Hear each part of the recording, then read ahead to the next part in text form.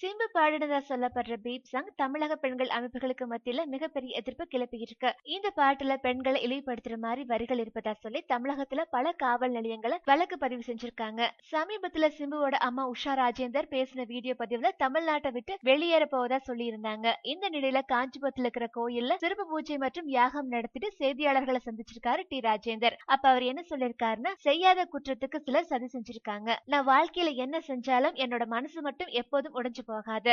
காரணம் என வாழ வச்ச தெய்வம் தமிழ்நாட்டு மக்கள் தான். தமிழகத்துல பல காலகட்டங்கள்ல போராடிட்டு இருக்கேன். இந்த பிரச்சனையில சிம்புவுக்கு ஆதரவா இருந்த அவரோட ஃபேன்ஸ், அமைப்புகள், தாய்மார்கள், பெண்களை நான் எப்பவும் மறக்க மாட்டேன். தமிழகத்தை விட்டு அல்ல இந்தியா விட்டு கூட ஓடி ஒளிய மாட்டான் சிம்பு. வழக்குகளை சட்ட ரீதியா சந்திப்பாரு. எத்தனை மின்னல் இடி மழை வந்தாலும் டிஆர் தமிழ்நாட்டுல தான் இருப்பான். எதிர்த்து நிப்பான், குரல் கொடுப்பான் டிஆர் செய்தியாளர்கிட்ட தெரிவிச்சிருக்காரு. மேலும் எங்களோட செய்திகள் உங்களுக்கு பிடிச்சிருந்தா பிளஸ் மீடியாவை சப்ஸ்கிரைப் பண்ணுங்க.